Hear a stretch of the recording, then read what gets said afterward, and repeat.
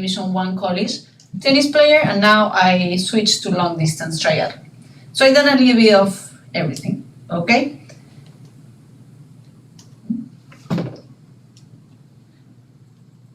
This is like, you run out of fuel. You're trying to go to the next screen? Yes, no moving. Let me see. Hold on. I can do it manually from here. Okay.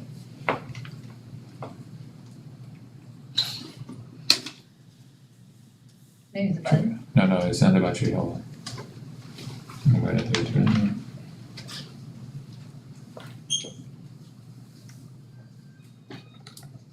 Okay, so as a matter of fact, whatever issues you might have related to nutrition as athletes, I might have studied them or experienced them, either or.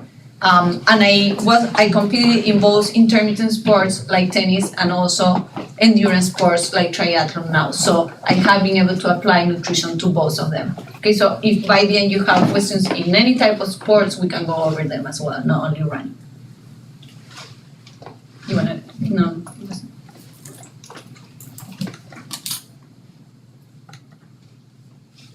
Okay, so the real question that we are going to be covering today is, how do I fuel for the work required? Okay, so we are trying to change the perspective of nutrition into trying to plan nutrition for what you have to do, okay, and not always being catching up. Because sometimes we get lost in, some like weights thing or over restricting nutrition, and then we start to catch up to recover and to feel properly and to be able to perform. So after today, hopefully you guys will go home and start planning for what you're gonna be doing, for your next training or for your next race. Okay?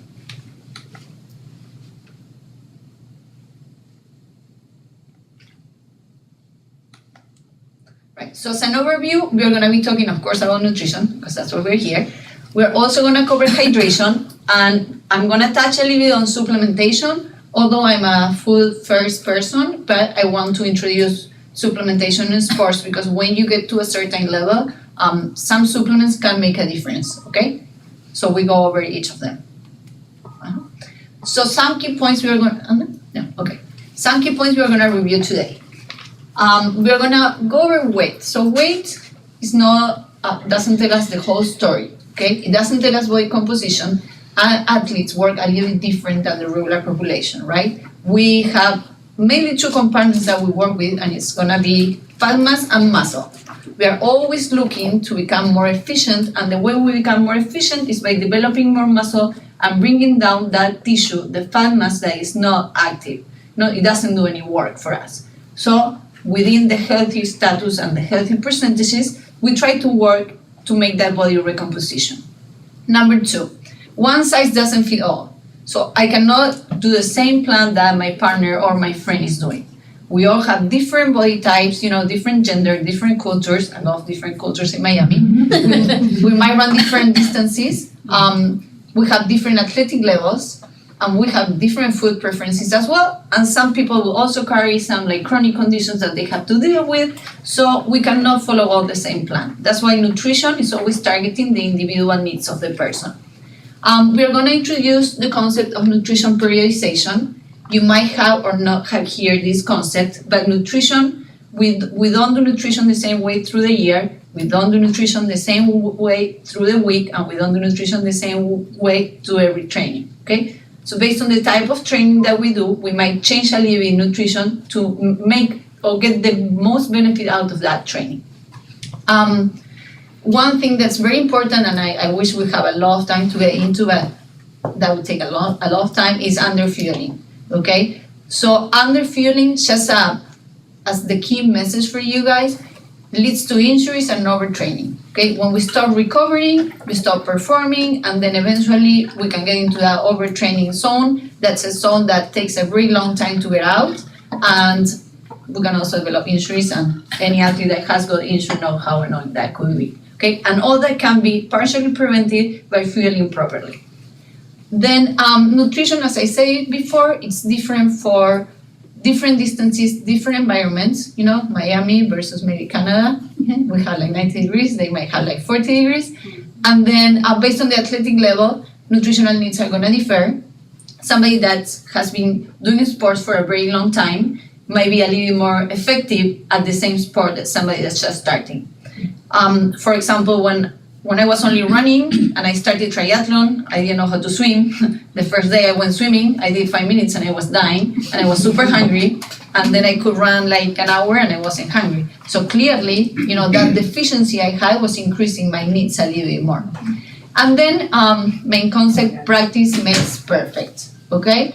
So I had an athlete that was going to an ultramarathon, and then he called me 2 days before. And he was like, oh, so what do I do for nutrition?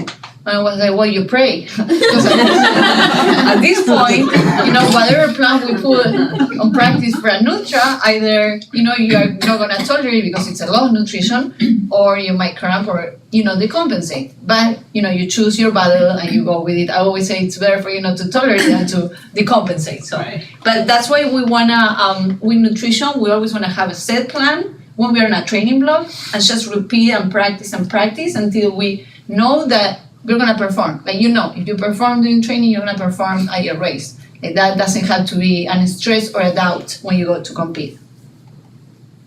So, we're going to start with nutrition, and the first thing we're going to talk about is going to be energy, okay? And energy or fuel, you can call it whatever you want. We're going to be mainly talking about 2 types of nutrients, and it's going to be our carbohydrates and our fats, okay? Have you ever seen anything like this in your life? Energy systems. You know what it means? A little bit? No? Okay. So, depending on the intensity and the length of the type of exercise that you're doing, you're going to be using different nutrients for energy. Okay? And why this is important to understand, not that you have to go into the super physiology of this, but it is important because when you have to make that choice of what I'm going to take and when I'm going to take it, that can make a difference in your performance, okay? So, in the first graphic, we have basically the different aerobic and anaerobic system, and one system that, unless we are doing very short sprints, we are not going to use in here, so we are going to mainly focus on the anaerobic and the aerobic system. For everybody that's running more than 3 minutes, we're going to be going more into the aerobic system. And with that system, what we use mainly is going to be carbohydrates, unless we're going at a very low intensity. So like ultramarathoners who do 50 miles and go slower, unless Celia, that might go even faster, but like normal people who go slower, they use a combination of fats and glucose and muscle glycogen. So as you see in this big graphic, I'm going to move here really quick. But you're going to see, you have the muscle glycogen, that's basically the glucose or the carbohydrates when they are stored in your liver and your muscles. And then you have, whether it's on your blood or your mouse, the blood glucose. And then we have fatty acids or fats that are inside your muscle and in your blood as well. So you see the time, the time increases, the amount of fats that you use increase as well. When we start, an hour, 2 hours, we use our muscle glycogen. And you see what happened after 2-3 hours? No more glycogen.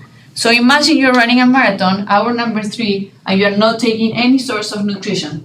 That's it, you're done. Wall. Okay? So that explains why we hit the wall. If we start doing some exogenous source of nutrition, meaning your gels or your drinks that you're taking, that shouldn't happen, because then you have your blood glucose or whatever you're taking coming in and just finish your race with that.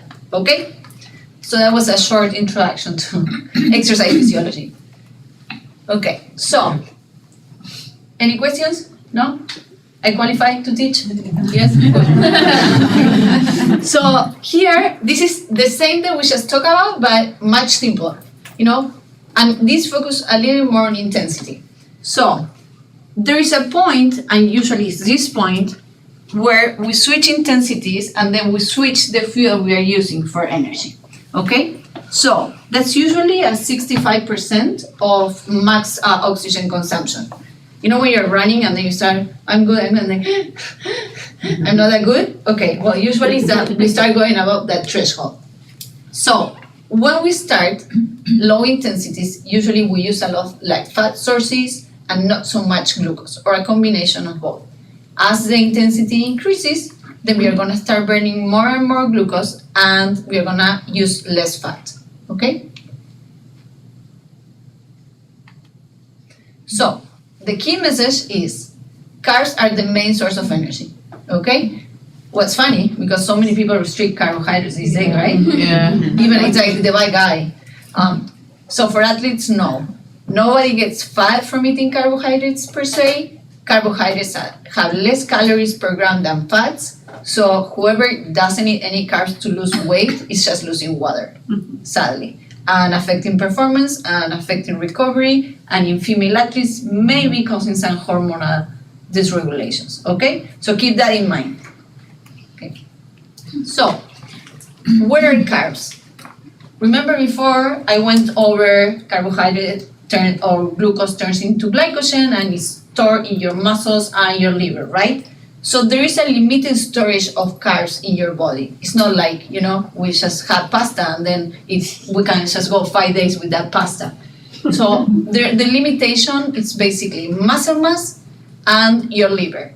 That's why you see new tendency in athletes to be a little bit bigger, like more muscular than before. Before they were like very thin, and now some of the even endurance athletes are being a little bit more muscular. That gives them a capacity to store more glycogen in those muscles too. Of course, you can't be super heavy because then, there is also a physical factor to run faster. But if you have a little more muscle and you guys also focus on developing that muscle with some strength training, that will help you store a little more glycogen and go longer. Okay, so maybe that 2-hour mark is gonna be 2 hours and a half if you are able to store a little bit more. Okay. So, again, as we talked before, glycogen stores might support about 80 to 2 hours of training or of exercise. And if you look at my two people here in the screen, those are the main difference that are gonna say, okay, you have an ability to store more glycogen or less. So if you have more muscle, if you have a higher fitness level, or if you take more carbohydrates, you're gonna store more muscle. If you don't do any of those, then you're gonna have a lower capacity to have glycogen in your muscles. We are gonna get now, any questions until now? Glucose, glycogen, fatty acids, fats, love new names. We are understanding? I have a question. Yes.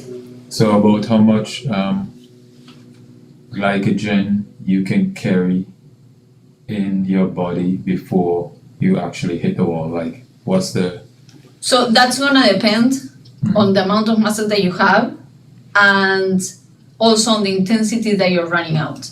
So how much you're gonna last will depend on, are you going above your threshold when you run and you're burning only carbs? Are you going below that threshold so you can make those carbs last a little bit longer because you're also using those fats for energy? And also if you have no muscle, there's just nowhere to store it, the carbs. So that's why strength is becoming such a big part of training now. Muscle? Yeah, when I was yeah, look at it. He actually will fight because he said, you need to go to the gym. I'm like, but I like to swim. He said, yeah, but there's no glycogen in there. There's just burning it. So now we're gonna get, if there are no questions, into what we call periodization. So remember I told you, you cannot eat the same every day. And I think that as endurance athletes, we love to do the same all the time because we love structure, right? And we are like, every day I go and I eat the same meals, the same food. Like some people eat the same. Like I have people who live on 3 types of foods, and I'm like, we need variety because there are other nutrients. So usually, just to make it a little bit easier, we created 3 different plates, and based on how much you train or what type of training you do, the distribution of your big nutrients or your macronutrients, your fats, your carbs, and your protein would change a little bit to be able to sustain that training. For example, people who are doing a marathon training with a huge volume of miles every week, they are gonna lean toward that hard training plate most of the days. And if you look at the plates, you see that the main difference is gonna be the amount of carbohydrates. Protein pretty much doesn't change, okay? It does change when we are doing any weight management or body recomposition because we need to protect the muscle when we are on caloric deficiency. So some of the people that come to me off season to lose weight, to burn fat, I always put the protein up because I don't want them to lose any muscle. And when we have any calorie deficiency, plus endurance athletes don't like to go to the gym, so my muscle might suffer. So we have to protect it. Then if we are doing like a half marathon training, we're gonna have some days that are gonna be longer and some days that are gonna be shorter, right? We have some easy recovery days, and then we have this long training, these track sessions that have a little bit higher demand. So we play a lot between the moderate and the hard training plate. Easier days, we might go with the moderate training plate. Hard days, we go with the higher carbohydrate intake in the hard training plate. When we are off season, again, that's the time to make body recomposition or body composition changes. We might go more with an easy training or a weight management plate if you're not training that much. But with endurance athletes, long distances, that is almost never the case. I would never send an easy training plate because I think that the days off are the days you recover for the rest of the week. So if we fall behind on the recovery days or the easy days, then most likely we can catch up for the hard days. Okay? All right. So, anybody here wants to share what you have for pre-workout snack? If it's like a long run, like half a bagel with almond butter and like half a banana sliced. Nice. No? No, The same. Anybody else? Anything different? Some coffee, sometimes. Okay, great. So what happens if you guys are not running and maybe are doing some strength training? Same thing. Okay. So I have a quick question. Yes. So I usually run early in the morning. Mhm. So I usually don't eat anything. I just go straight to my whatever I did workout. Yeah. And why you don't? Because it's too early? It's too early. Yeah. I just usually don't eat that early. So there are like, what I do with the people that are not used to it. Number one, I'm just gonna throw it out there. It can be practiced and it can be done. And it will make a difference because when you go to race day, you have to eat. Right. So if you have never practiced it, how do you know you tolerate? Okay, so at least I will pick those trainings that are similar to race day or high intensity, and I will try to fuel for those. Easy days, recovery days, I don't care. And we're gonna go over why I don't care. But those, key trainings that you have to perform and are gonna make a difference for you as an athlete, you should try to practice fueling prior. You can blend it, that's why I tell you, right? You can blend it in a smoothie, or you can do overnight oats. That usually oats are so concentrated in carbohydrates that even a little bit will make a difference in your training. Or you can take a gel if you want to start your morning with that, but some people don't like it. So when it comes to the pre-training meal, and this is interesting because it applies to race day or training. The main factor that's gonna say how much we're gonna eat and what we're gonna eat is gonna be timing, right? So if you're running a marathon, for example, and we like to wake up an hour prior to the marathon, our fueling is gonna be limited by your ability to digest that meal, okay? So we cannot pretend to have a bagel with peanut butter and banana and a coffee and a yogurt an hour prior to a marathon. Because you're gonna start the marathon doing digestion and you're gonna be sluggish and you might even have intolerances. That's why that famous recommendation of wake up 2 to 3 hours prior to your race and then, have your meal and then have a gel prior to starting.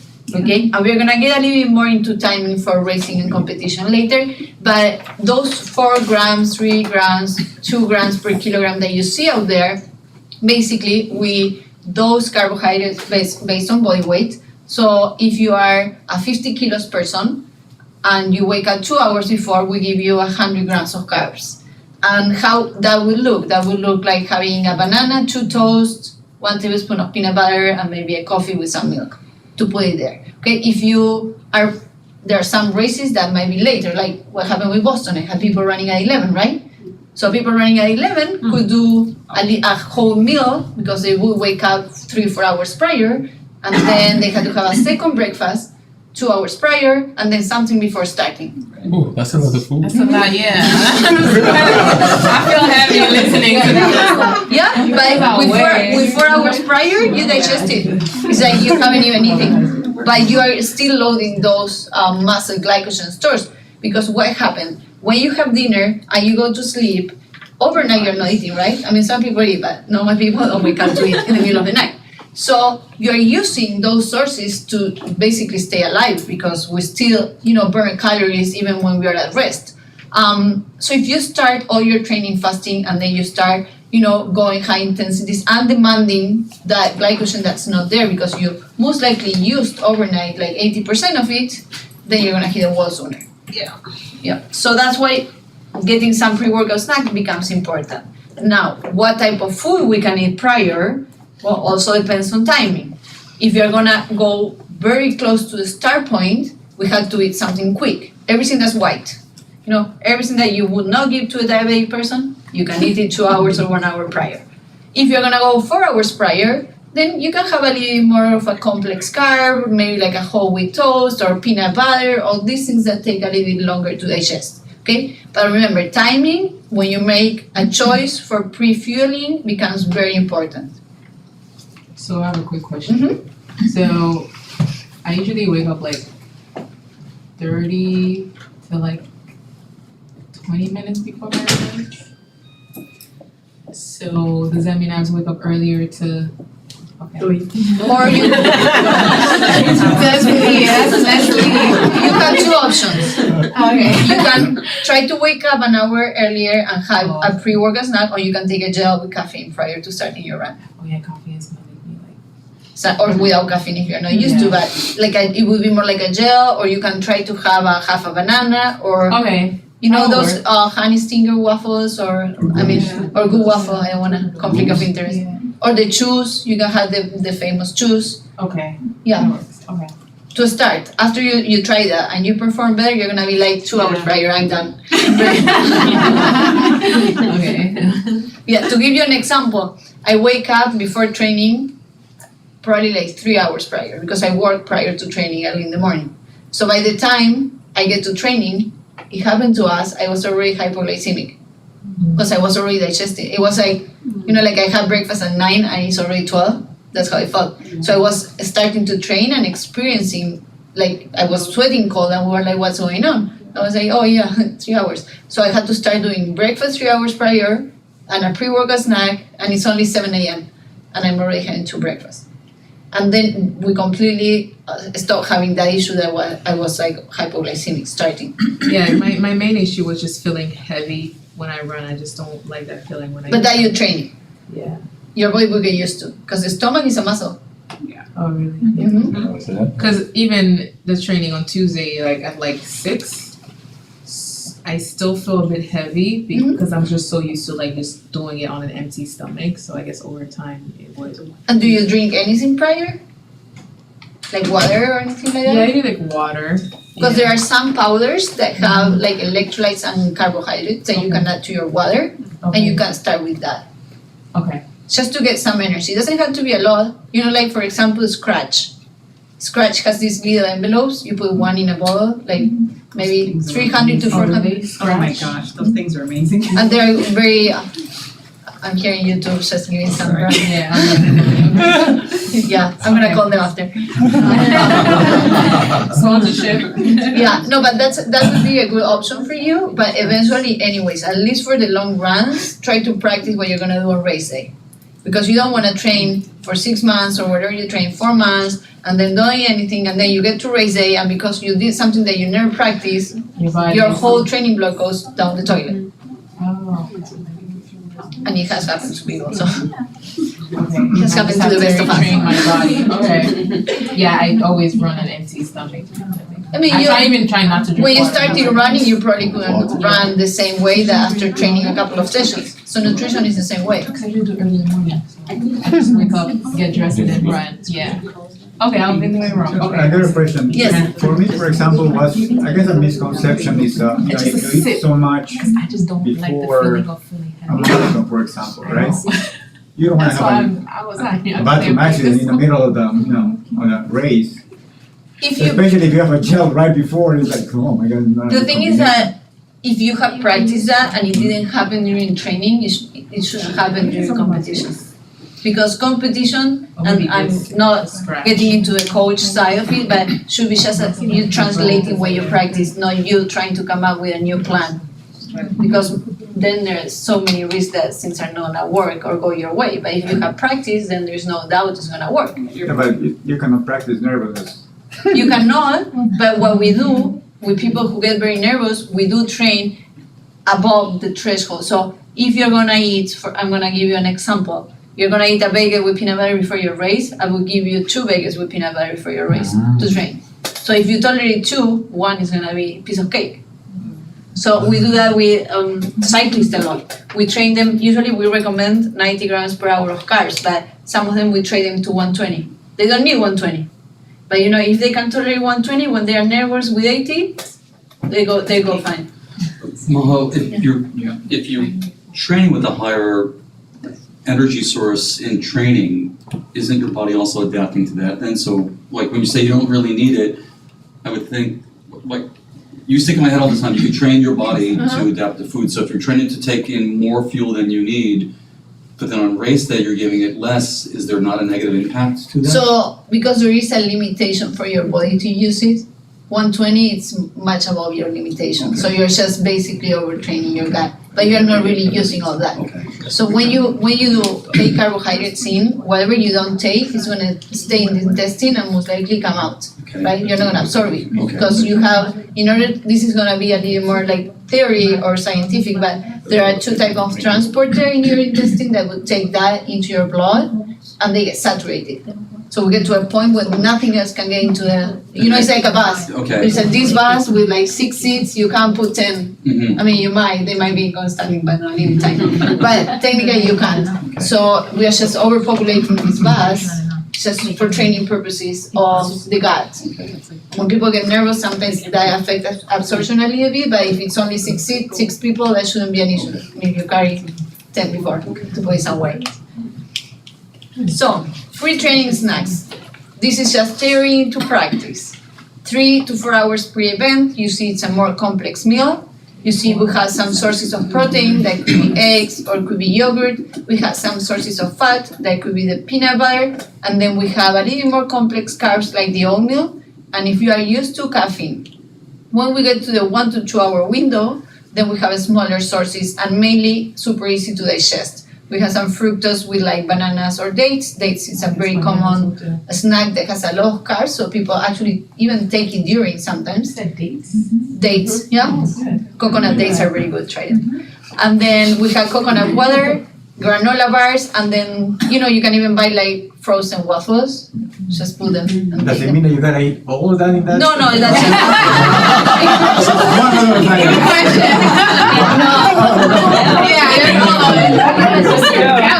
Listen, I got just one. we have a friend that prepares pasta in the morning, 5 a.m. pasta. I'm like, why can't not even me being a dietitian. And then 30 minutes pre-event, we go more quick sources, like gummies, even the regular gummies you can take. Gels, sports drinks. If you cannot eat, you can drink. That's always an option. Question. Mm-hmm. So you're saying that just having something before your run will affect your performance? Mm-hmm. Yeah, that's true, because I like my body is just, it's like it's Ready to shutting go down, home? yeah. Yeah. It might make a difference. It's gonna make a difference, let me rephrase.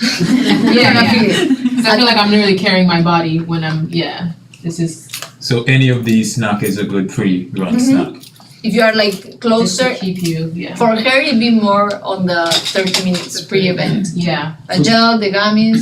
For the longest time, I was like you and did not tolerate taking in any food. I would go out and I would run with Elliot for a 13-mile run with nothing. Nothing, And yeah. then I got to know Maho, and they were talking about peanut butter or nut butter or banana and bread, and even just a little bit, I'm noticing a tremendous difference in how it is that I feel.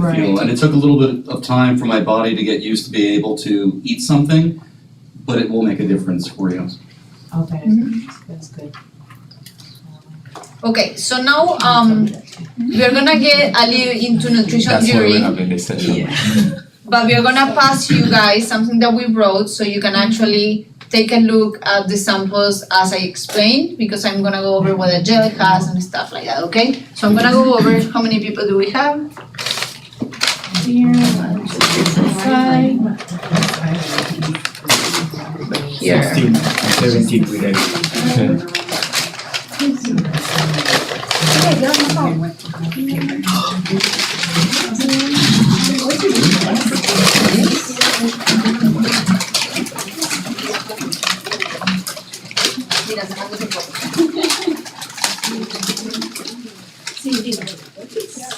What's a what? A gel. A gel here. Oh, that's a good one. Here. Because we all know about the younger You have it person in there. the room would know. He's like, what's a gel? Yeah. Now people's home and he's snacking on gel. Thank you. Sweet potato fries. Okay. So if that goes.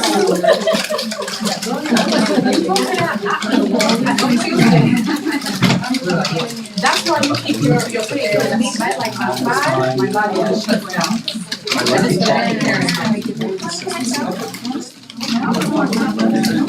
So we're gonna go over the what you have in the bag. So you're gonna see that you have these fancy shoes in here. So this is one of the examples of something that you could have right prior training. This shoes, the whole pouch has 48 grams of carbohydrates. It doesn't have much sodium in them, and depending on which one you get, it might have caffeine as well. Okay? So this is a good source that maybe it's not super easy to take during unless you're cycling. For runners, it might not be super easy, but you can take it prior. Okay, and it will give you carbs, it will give you a little of caffeine to start. Just one, right? Just one, no. So the whole package has 48 grams, and I'm gonna explain now how much you need per hour. And then I tell you how many you take. Okay? Then we have two different type of gels. You're gonna see a green one and a pink one. So there are two differences with these two gels. And now you were asking what's a gel, so I explain it now. A gel is basically carbohydrates in a package. Like if you're drinking juice, right here, type of thing. And you can use it for exercise to have more energy when you're running or when you are doing any type of exercise. So with the pink one, you're gonna see that it says original, right? So that means that the gel is a little bit thicker, that you might need some water to tolerate that gel, okay? There are other brands that follow the same pattern, and maybe you have heard about them, like Woo, for example, Cliff, for example. For those brands that are a little bit thicker, to pass them down, you might need to add some water. And the only reason for that is because for absorption, there is an optimal concentration. And these gels are a little bit too concentrated for that to happen. And people who are very sensitive and sometimes they don't tolerate certain things might not be able to tolerate these ones. Okay, that much, unless they time in very well with the water. SIS is a good gel. And that's what we call isotonic. So it's a little more diluted and very similar to this one, the one that says hydro, or hydro, whatever you say. With this one, you don't really need water. That's why it's a little bit bigger, because it's like more diluted. If you go like that, you're gonna see, okay? The big gel also has caffeine. So that one is another source that already has some caffeine in it. This one doesn't have any caffeine. And usually if they do have caffeine, it will say it on top. And they will list how many milligrams of caffeine they have. And we're gonna go over that in a little bit as well.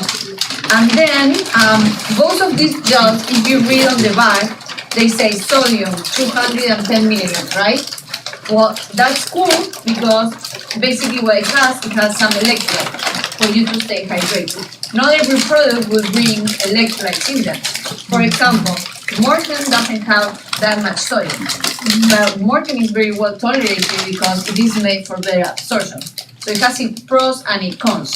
That's why when you go to the store, just grabbing a lot of gels and not knowing what you're buying, it requires a little more of like learning so you make the best choice for yourself. And then we have Sally's. Who knows Sally's in here? So there are some products that have no electrolytes, and we need to add electrolytes because we sweat a lot, and it is Miami, and electrolytes help retain some fluid. So basically, the main electrolyte that we need, and we go over when we talk about hydration, is sodium. Sodium is the electrolyte that is gonna help us retain a little bit more fluid and prevent, for example, cramps, you know, when you get dehydrated. Do you wanna tell them anything from Sally's? I don't wanna Since you steal, are- I don't wanna No? steal your thunder. Go ahead. Hi everyone, my name is Glenn. I'm the founder of a company called Salus. I'm a long distance runner like the rest of you. And I designed Salus shortly after getting down here to Miami because I was struggling with the heat and humidity. And, you know, I struggle with digesting food on the go, so the same problem that we're talking about. And the gels, the sports drinks in particular with the flavors and the colors, especially for the longer durations, you take, you know, I would take something like maybe 5 or 6 of these during a marathon. By the time you get towards the end, there's only so much that your body could tolerate. Salus is a pill that you swallow before the start of your workout that contains only the 5 electrolytes that you naturally lose when you sweat without the flavors, colors, or sweeteners, and it's time release. So you're getting one big dump after the first hour of swallowing the pills, and then for the next 7 hours, it's slowly microdosing what's left in there. So it's not I wouldn't say this is the only thing that you need to use, but it's a great thing to have as part of your nutrition strategy, especially for the longer distances. Yeah, so many people are taking it prior, like 30 minutes prior when you wake up, Yeah. and then that will help stay hydrated through a little bit, okay? So, wait, we're gonna go over how to take this, you know, all these like grams and milligrams and what does that mean. So, when it comes to nutrition depending on how long you are training, it's how much nutrition you are gonna need, right? So when we do a type of training that's below 75 minutes, we can take just water with electrolytes and we should be okay. You know, there is a lot of research that says if you are doing like high intensities, even putting any source of carb in your mouth, even if you don't swallow it, that feeling will help you improve performance. So that's called a mouthwash. Is there absorption taking place when you're doing that wash, or is it It's just more like you're tricking your brain? Hormonal stimulation. Yeah, Yeah. your brain. So it delays the perception of fatigue. Okay. Because sometimes it's so short that your body won't be able to absorb it and to use it. Mhm. You just need like a sprint triathlon or a 5K. No 5K, like how much will it take to do a 5K? 15 minutes and something seconds. He takes a jog, he digests it, having breakfast at home. So it makes, not even a pre-workout jog. But sometimes putting anything in his mouth would make a difference for performance. Not maybe for a 5K on 15 minutes, but even 30 minutes, yes.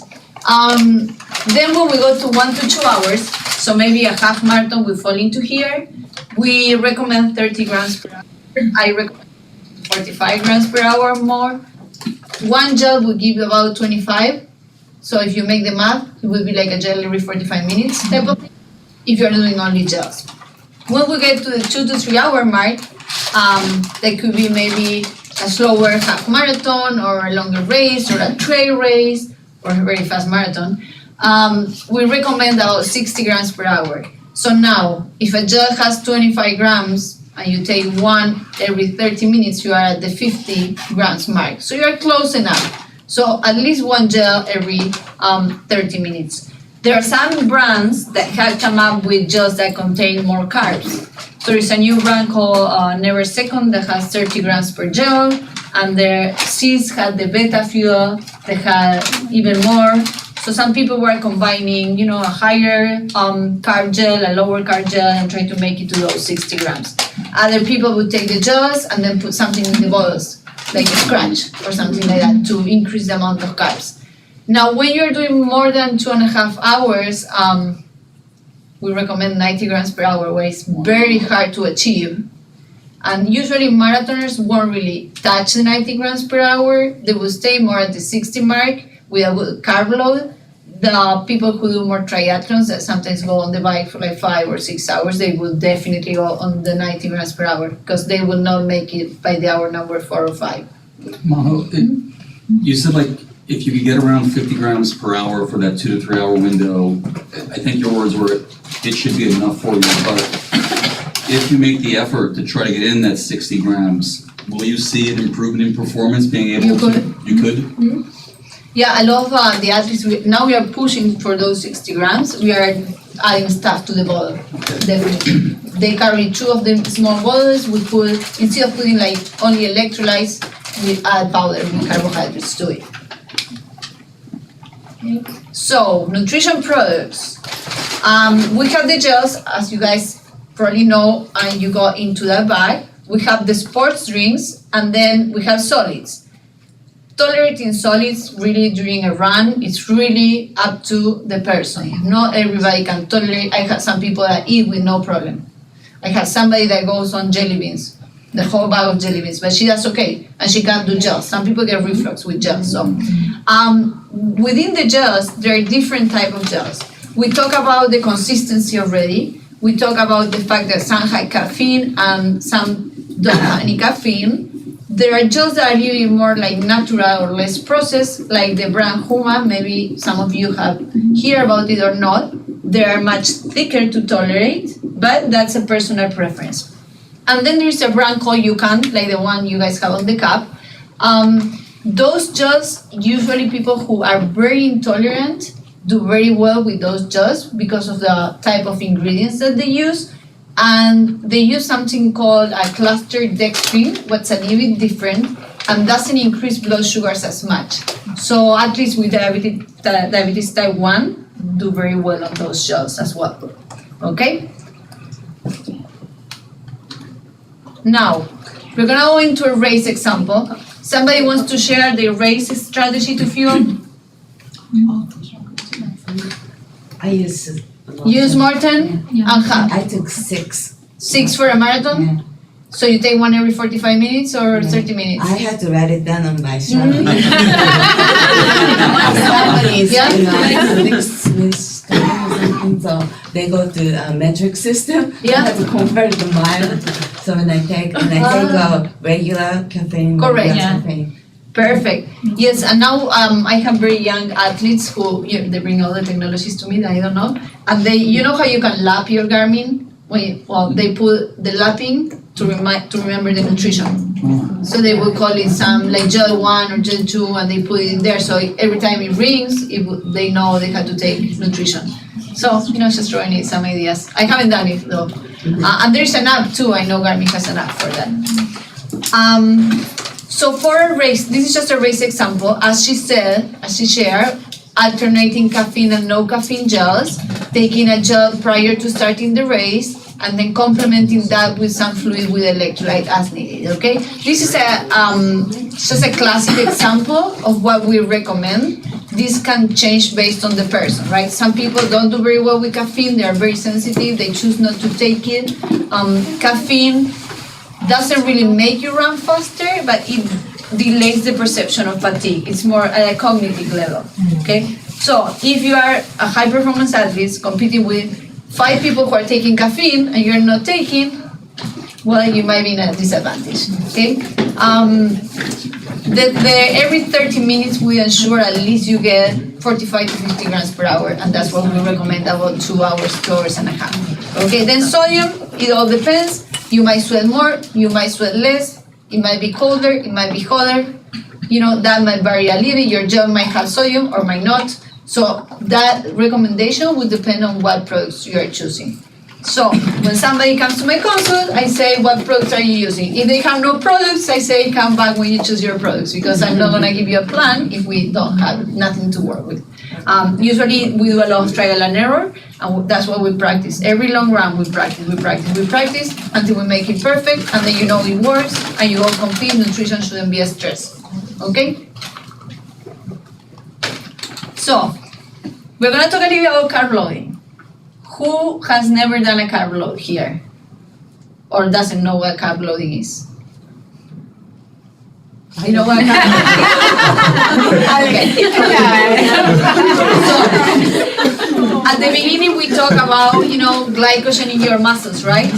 So before a race, when you're gonna go, let's say, to a marathon, to run 4 hours, let's put an average, if you don't have any glycogen in your muscles, after 2 hours, you're done.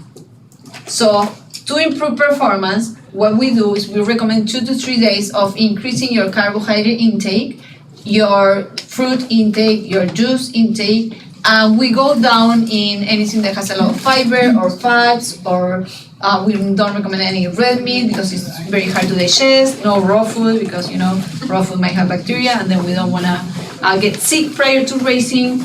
And usually we do that recommendation based on body weight as well.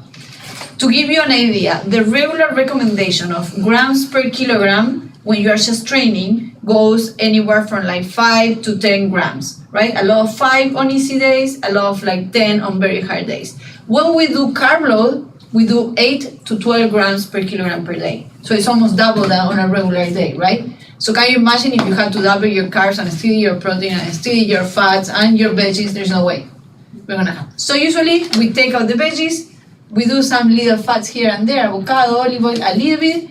We reduce the amount of protein, we go all white, and then we eat that for 3 days to make it very simple. So I'm just gonna give you an example. We have somebody that's 50 kilos and they need a minimum of 400 grams of carbs. And everybody's like, I don't even know what 400 grams of carbs is, but I put here on the side the equivalents. So to give you an idea, 1 cup of sugar has 225 grams of carbs. 1 cup of cornflakes only gives you 25 grams, right? 1 cup of rice gives you about 45 grams. So probably when we go to carb load, we'll be eating a lot of like white rice or pasta. We're gonna add sugar to our drinks. We're gonna eat fruits. We're gonna love juice. We're gonna love raisins. All these things that are super carb containing. Usually the foods that nobody likes to eat because we hate carbohydrates these days. And then we pretend to go to a race and 2 days prior be able to tolerate all these carbs. What might happen if you never eat carbs? You might get constipated. If you are like, some people now eat only like veggies and protein and that's it, because you're decreasing all this fiber and you're not used to. So my recommendation is, if you have a long race, a long training, try to practice the carb load, so you know how you feel. I had a kid that was doing an Ironman, and then he called me prior to the Ironman and said, I cannot go to the bathroom. And I'm like, what do you mean? I had 9 bananas. I'm like, how do you have 9 bananas? And he was like, I'm in a hotel and that was easy. And I'm like, that's common sense. You can't have 9 bananas. Yeah, he couldn't go, so we had to go like coffee and do some like fruit juice so he could go. Yeah, because you might get constipated. So that's something to also practice, and it's okay.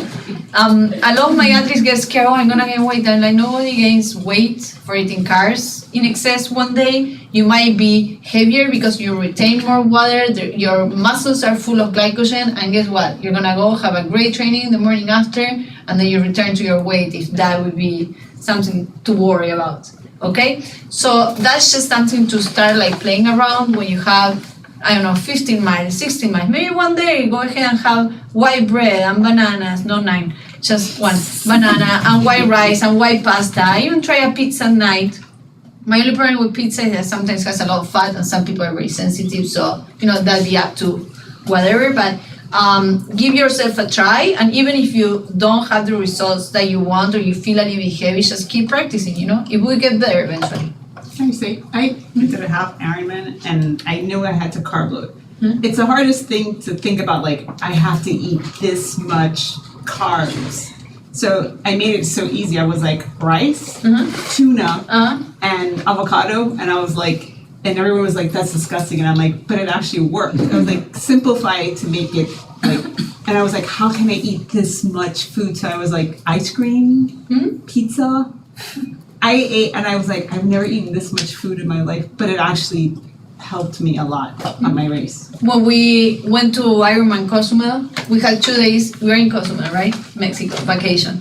2 days of rice and eggs and tuna, only, in big amounts. Yeah, it's simple. You can, now these days, you can even buy those like rice cups, 90 seconds microwave, eggs already cooked. The tuna comes in a plastic bag. Remember, sports nutrition is not wellness and super healthy nutrition, huh? No. We are looking for performance here. So wellness is wellness, sports nutrition is like we need to beat those numbers. So, you can do it. Even if you're in a hotel, it's just a matter of planning. Like you plan your training, you plan your nutrition. So this is how a carb load would look. We have sources of carbs in the morning, juice, very concentrated, bananas, bagels, some easy to digest protein. Peanut butter is a fat but also has some protein. As a snack, granola bars are great. Fig bars that are the ones that you guys saw there, they are great. Chocolate milk is amazing. Gives you protein and gives you carbs. We have pasta, bread, more juice, smoothies. For the snacks, anything that has salt prior to a race would be great. So like pretzels are like your best friend. Coconut water is also good. And then chicken, rice, and bread. So you have pretty much all the options in there. So if you are traveling to a race, I always recommend bring your snacks with you from home. And then find a plate. Everybody can have rice at any place these days that you can have it. Or just buy those cups and have them at the hotel. So, what can go wrong in a marathon? Do you guys want to share some experience where something went really bad in a race? So my Ironman, half Ironman, at the end when I was on my run, I never experienced cramping, muscle cramping. And my legs were like, and I was like, what's going on? And every step I was like, and I had to finish the half, cramping the whole entire way, and everyone was like, there was Coke, there was potato chips, people were like, here's salt pills. And you couldn't take it. I was like trying, I was like, it's too late. Yeah. I cramped the whole 13 miles. It was the worst experience of my life. Anybody else? Not crash hard, where your body was like, I couldn't even move it. Like in my head, I was like, I think I'm moving, and it was definitely not moving, but I don't know if it was like dehydration. Like it was a combination of a lot of things, I'm sure. But it was like you just couldn't get your body. You can. Yeah. So yes, dehydration is one of the things that happens. Overhydration too, what makes sodium go very low in your blood, running out of energy, not sufficient nutrition. Overheating is a big one. Cramps, as she said, and then running to the bathroom. To me, it happened two different things. So I did 2 Ironmans. In the first one, I was doing great. I was like, my 15, if this is like this, I got this. I'm going to World Champions, I'm the best. I was running. And then my 17, I crashed against the wall. I decompensated, vomiting, diarrhea. I don't even know. Everybody was watching from like the other side, and they saw my time slowing. I had to go behind the car. I don't know how I finished, I don't remember. When I finished, I slept in the bathtub because I had GI bleed from irritation. Yeah, it was horrible, very bad. And I knew my numbers, and I had practice. I still haven't. That's why I'm saying the longer you go, the higher the risk that it might happen. The year after, I was like, this is not gonna happen to me. So I went to another one, and I say, it happened to me because I took too much sodium because I didn't want to cramp, right? So was I gonna reduce the sodium? I did my numbers because I'm a dietitian and I know this. Yeah, when I was in my 14, I started cramping. I was like, no, I can't believe it. I started to be hungry. I was like, now I fall short. I cramped, I was hungry, I had to run 10 miles cramping. Yes. It was horrible. You still finished. Yeah, But you still know, finished, but it's Sorry not. about that. it's suffering. It's like it hits you and you're like, oh. Yeah, horrible. And they're like electrical. Yeah. So even practicing, even clearly studying this for 17 years, it still happens. Yeah. So that's why I encourage everybody to practice. Some people have bodies that auto-regulate a little bit better, and some people are a little more sensitive. So, you know, whatever you do, if you practice, it should be better. And it might still happen, and you have to keep on practicing, okay?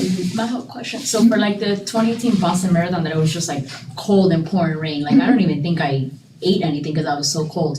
Do those needs change? Like, should you recommend taking more because your body's trying to like warm itself up? Like, how does that affect the nutrition? So the main recommendation when it's cold is to drink stuff that's more concentrated because your body, you're not gonna have that demand or that feeling, and sometimes people even forget. Yeah. But if we do drinks that are even more concentrated, that ensures that you get a good amount of nutrition even if you're not drinking or sweating as much. When you go on hot weather, you go more diluted, so you take the fluid. Because the most important thing for hydration is the fluid. Even if you take all this sodium with insufficient fluid, you are still gonna crash and cramp, okay? So the new, before it was allowed electrolytes, the new studies are saying, if you don't replete fluid, sodium doesn't really matter, because actually in your blood, the sodium is gonna be high when the fluid is low.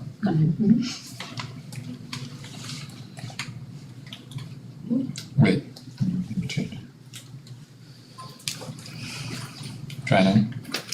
Okay, so this is gonna be, we already talked about this, we're gonna go quick, just training the gut. So your gut is trainable, there are different ways of training. your gut, your stomach, and your intestine to get used to. So you can train on purpose with a lot of food, as I say, double the food and go run even if it feels uncomfortable. You can eat and train right away, eat and train. Just maybe you go to the bathroom a couple of times, but then your body will get used to. Eat a lot of carbs during, as we said, instead of 90, go 120, just go crazy on the jaws. Do the same that you do for your race. That should be the easiest way to train it. And then eat more carbs on a regular basis, like practice your carb load. Okay, so those are some tactics you can apply to train your gut to tolerate malnutrition. This is just a plus topic that I love to add, and I'm not gonna go over in depth because it is a lot of technical information, but I want you guys to understand one thing. When we train, we are not really training to improve a pace, we are training to improve a physical skill, right? So a lot of people, they always try to run fast, and I need to be my pace. I'm like, yeah, we're not trying to run faster every day. When you have to run slow, you're training a different ability. When you go to the gym, you're training the strength. So all those abilities are important. And to be able to get the everything, like to create those adaptations, we can use nutrition to get the most benefit out of your training. So some trainings, some trainings, easy trainings, when there's no intensity, we can go fasting actually. So if you're doing a recovery run, you could go with no nutrition and your body will get used to use a different source of nutrients to get energy, correct? In low intensities, as we said before, high intensities, we need carbs. So that it wouldn't apply to a track session, but it might apply to easy 4 miles for recovery, okay? When we go to the gym, we might not use as much fat and carbs, but we might use a little bit of a stimulation with protein, right? So maybe that day that you're lifting, instead of having bread and banana and peanut butter, you can have protein shake. Half a scoop, 1 banana, go to the gym. Correct. Now, any questions on carbohydrates and fats and energy? No. So just to reiterate what you said, so it is, should I take half a banana or just a whole? Or should I just start with half and then increase it over time? Mm-hmm. Okay, So you get used to. right, okay. So, protein. Protein, as I told you before, guys, is not the main nutrient that's going to change in your diet when it comes to endurance sports, but it is very important for anything that's structural. So muscles, enzymes, hormones, all that comes from protein. So eating sufficient protein as an endurance athlete becomes very important, okay? Now, one thing that I want to point out, when we underfuel, when we don't eat enough and we eat, for example, veggies and protein only, that protein is going to be used for energy. And it's an ineffective process that won't keep up your energy levels to train, and it will also break down your muscle. So that's why it's non-negotiable not to eat carbs at all, okay?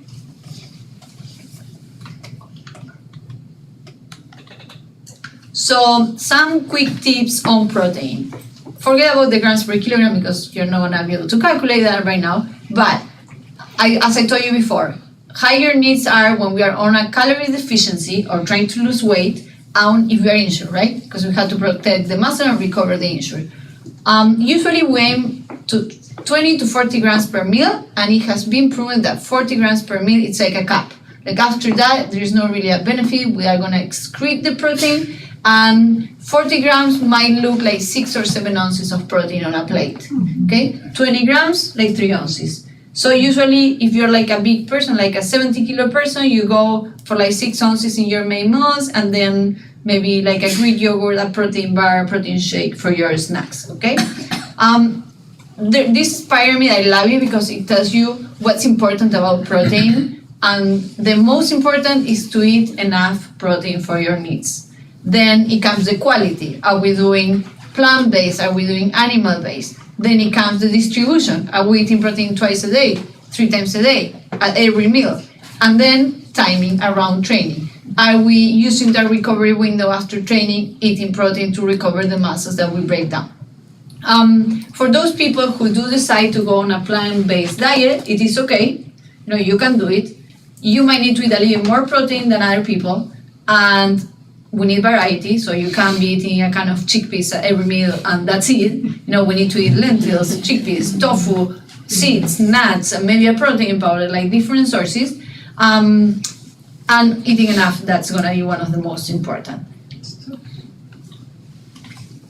Now, this is the idea, this is what I recommend, not the idea. Other people might have, you know, other perspective on this. So I think that evenly distributed proteins through the day will give your muscles the stimulation to repair and create more muscle. So rather than eating twice a day, 12 ounces of meat, I'd rather have some eggs in the morning, a Greek yogurt, then, you know, some chicken at lunch, then a protein bar, and then some fish at dinner. You know, little, smaller portion sizes that your body is gonna be able to use, and they're gonna stimulate that muscle to keep growing and repairing. And we are gonna close protein with recovery. So, when you guys do a long run, who gets home and has a recovery snack, or who gets into the shower and eats 2 hours after? I've been doing I eat everything as soon as I get home. No shower. No shower. The shower is like Like who cares, 3 right? hours later. I need to make it to a shower.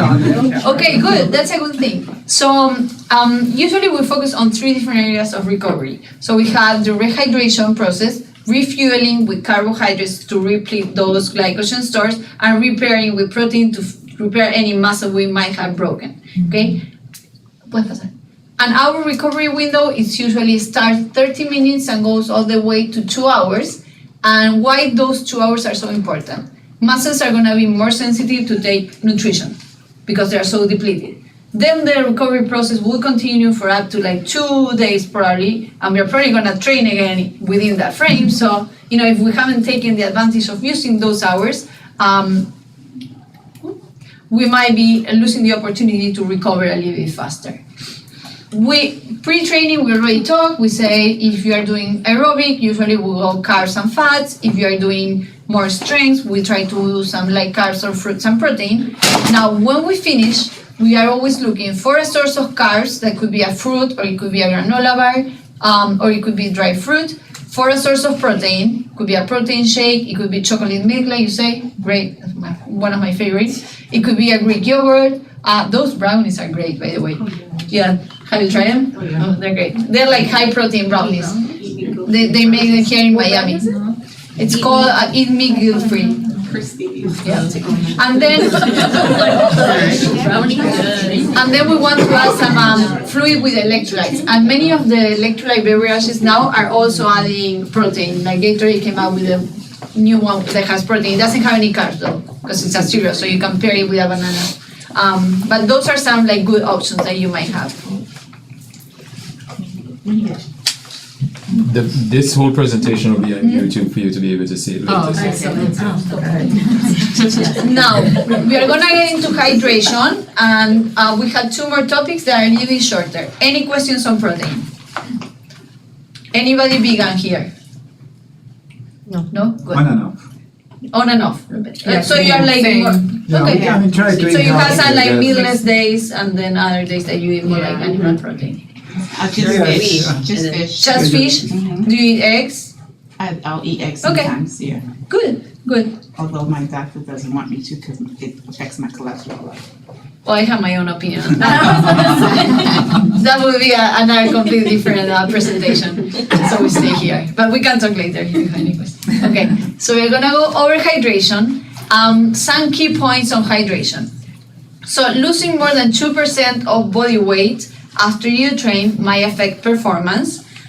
We always look at what we do prior, what we do during, and what we do after.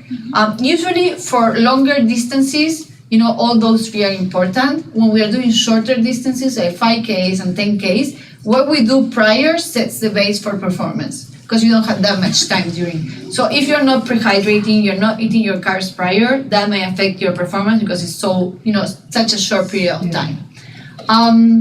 Electrolytes are very important. Okay, so sodium, chloride, potassium, magnesium, all those might have an effect on muscle contraction on the overall hydration process. And drinking too much water without electrolytes can bring your sodium levels down, and that might also have an effect on performance. Okay?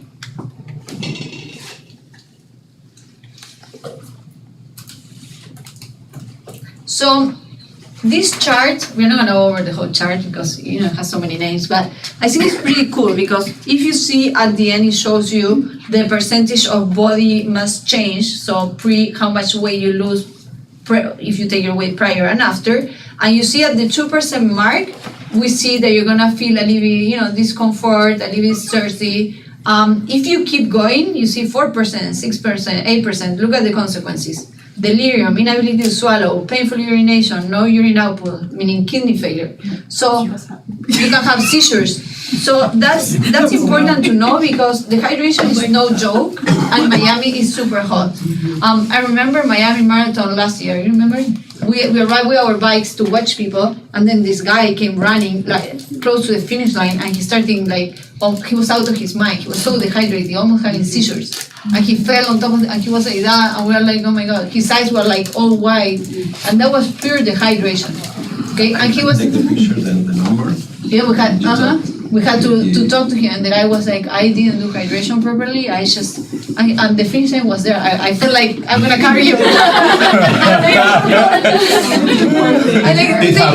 was like, we take care of the hydration after. Let's finish. I have a quick question. Yeah. Talking about hydration. So something happened to me this morning. I just kind of wanted to know exactly what it is. So after I finished running, it's just like I was spitting, and it felt like it was literally just salt, pure salt in my mouth. What is that?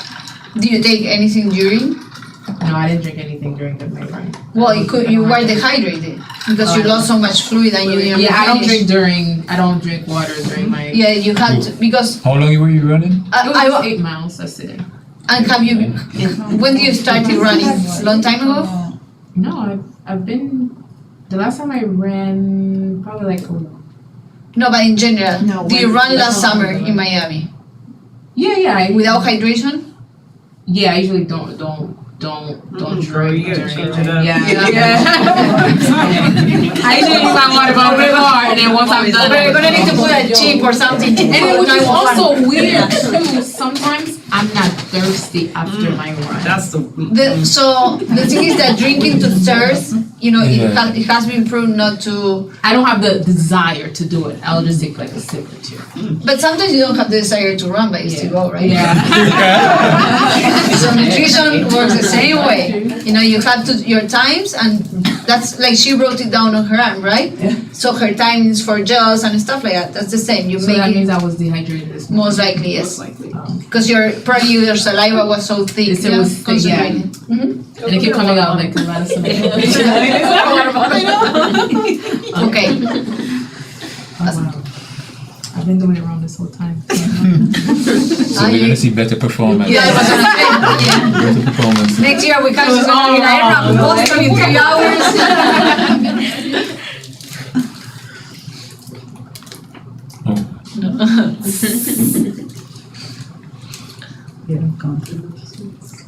I'm dehydrated every time, man. Literally. At least you're not prone to cramping. Because you had cramps. So some hydration strategies. So usually 1 to 2 hours pre-event, we recommend to take, we do it based on, mls per kilogram, but, around 500 mls you can take with your breakfast. If it has electrolytes, even better. During the recommendation is to drink at least 500 mls. So to put it this way, if you're in a race and there is a table every 1 mile and you grab those 8 cups, 8 ounces cups, that's 240 mls, right? Mm-hmm. So probably if you run 4 miles or 5 miles in an hour at least, you pass 4 tables. Even if you drink half of that thing, because half goes in, half goes to the person behind, you will make it. That is true. You will make it. So even if you don't want to carry a bottle, because some people don't want to carry, just grab a cup, drink a little bit, and keep going. That can make a difference. Don't try to save 2 seconds, sprinting through the table, because if you cramp, that's it. That's like 20 minutes on top of your timer, even if you make it. You can kind of bend the cup and just. There are strategies, yeah. Just don't throw it like that. So another important thing is to replace right after. So a lot of people when they finish training, they're not hungry. So the main recommendation is to open up the appetite with liquid calories. So it could be a beverage with electrolytes, it could be a chocolate milk, it could be a protein shake. Then when you open up your appetite again, then you can eat. And when your appetite is super close after, it usually comes from poor hydration as well. Now, to calculate exactly or approximately, how much you are sweating, we do this test where we take a weight prior, we take a weight after, we record time of training, we record what people are drinking, and then we can estimate how much fluid they are losing and start replacing with that strategy. Okay, and everybody can do this on your own. You look it up, some people sell it, but if you go online, put sweat test, you can do it on your own. Excel sheet, very easy to make, and here in Miami, it might be beneficial for many people.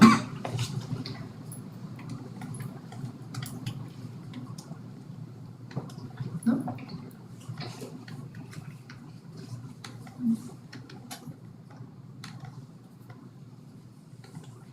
Okay, any questions on hydration?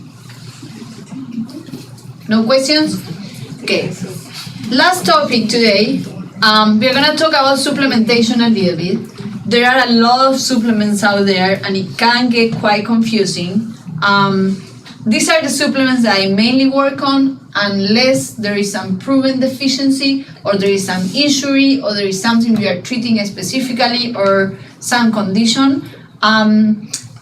I work, of course, with a protein powder for convenience, not because we need to add protein powder on top of our diet, but some people are running and they don't have time, and that's just a convenient way of adding protein.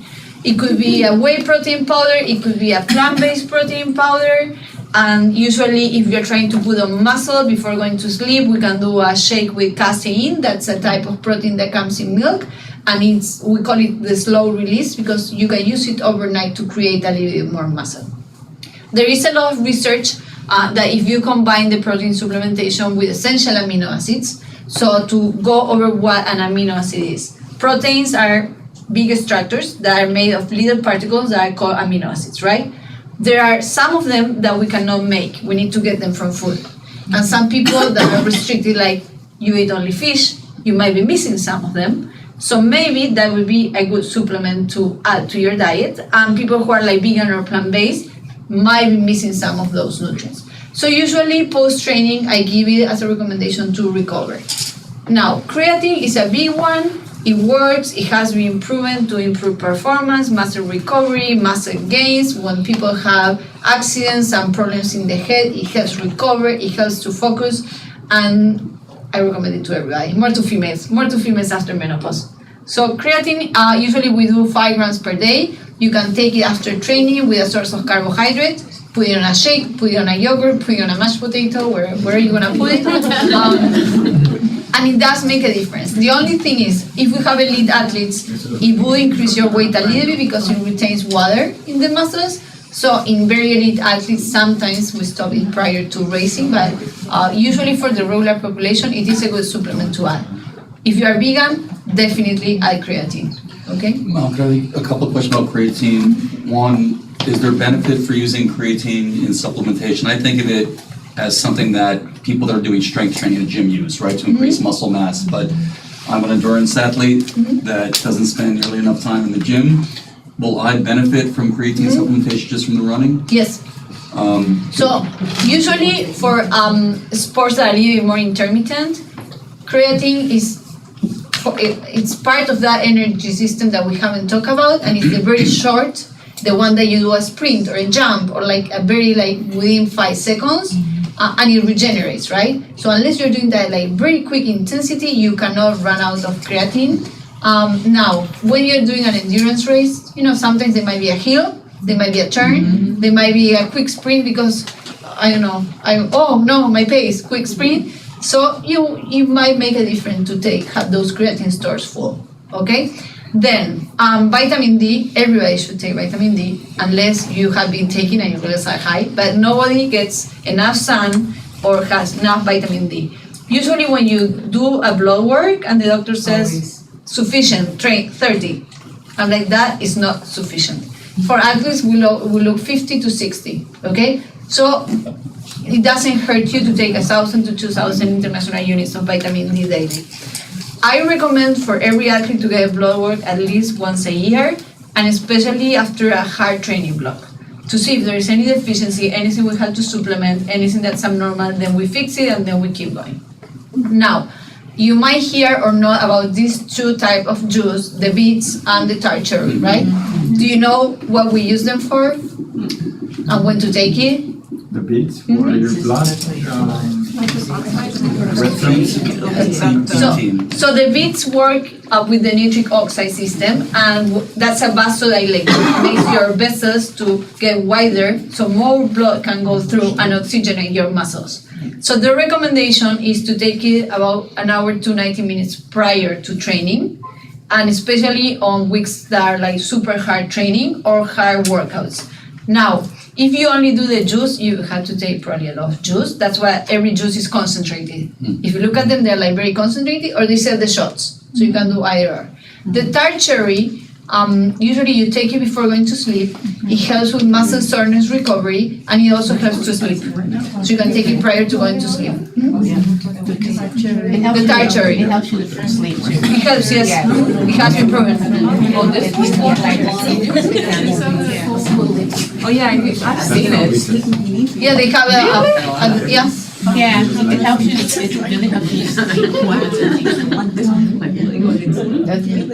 Any questions on supplementation?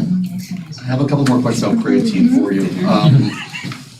Timing to take it as an athlete, before a workout, after workout, what's the best, after the workout? Yes, with a source of carbohydrate. And then with creatine also, I know a common side effect of creatine is GI issues with it. So is there anything that one can do to sort of mitigate that as, again, as a runner, and something I think that we're all very concerned about, that we're not going to have GI issues?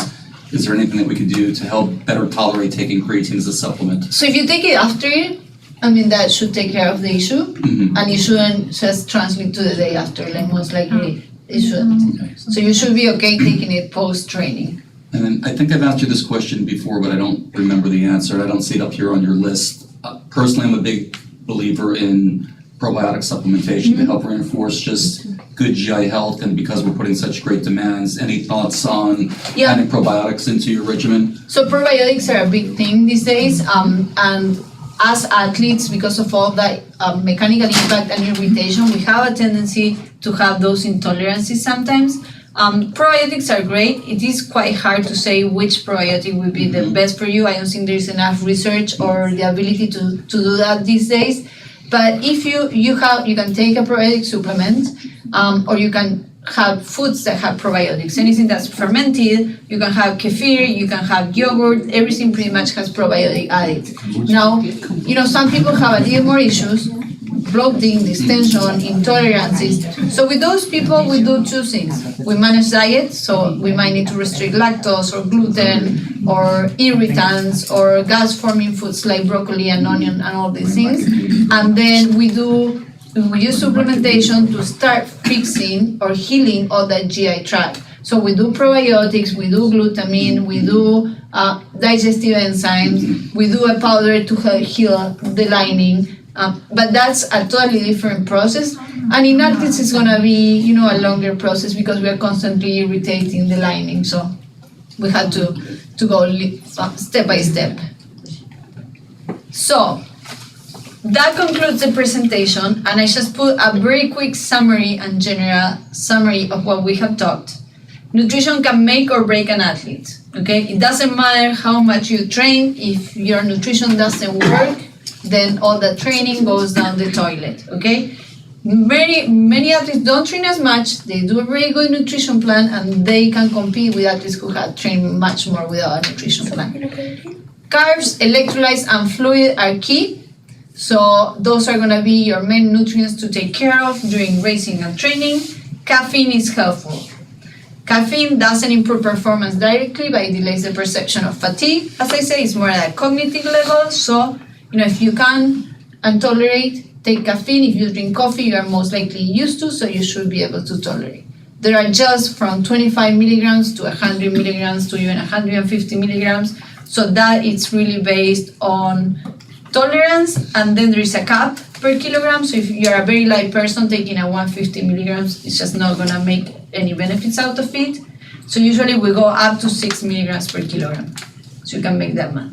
I don't know if I missed it, but what if you can't take caffeine, like you can't tolerate it at all? If you can tolerate, It gives me heart palpitations. it gives you rapid. So what would you consider to be something of the? You don't drink coffee at all? I've never tasted coffee my whole life.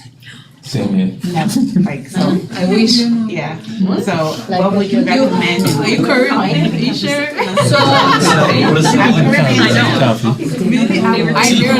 does it happen with any type of, even with a little bit of caffeine? So, yeah, I tried like the Morton's caffeine, the Morton's gel with caffeine, No way. and not even half the pack.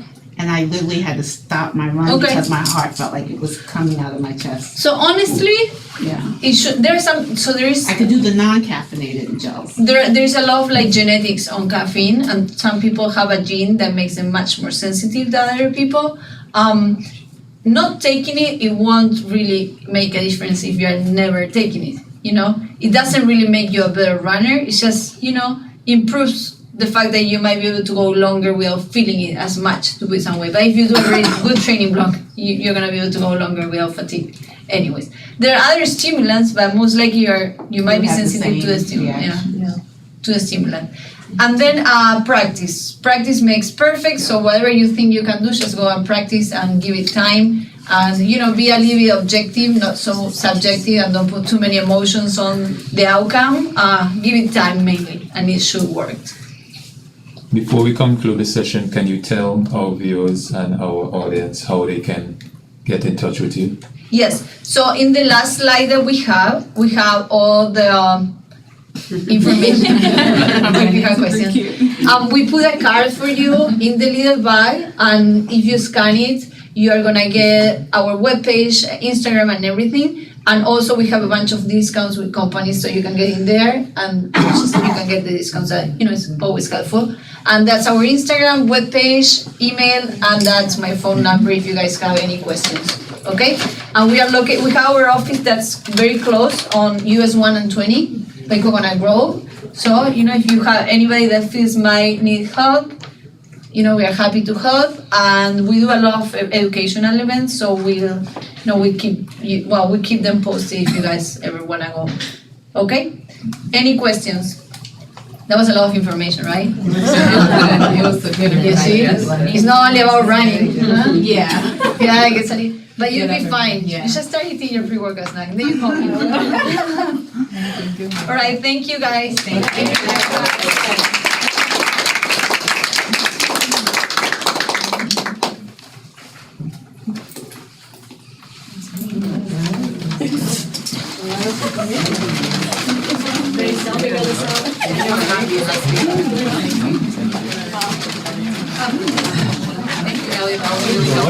You're welcome.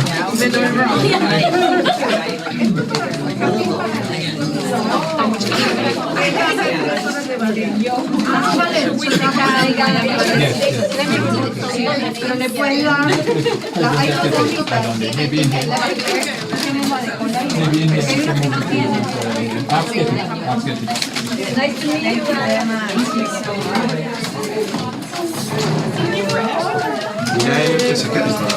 Sí, sí, pero quiero ver si le doy a ella que no tenga café.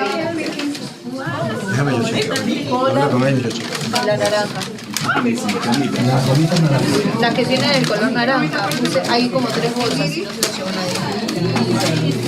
I don't need myself. No, my recommendation is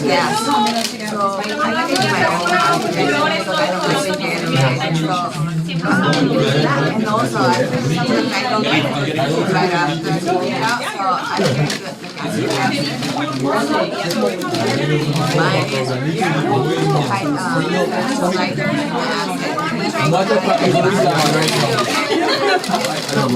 Even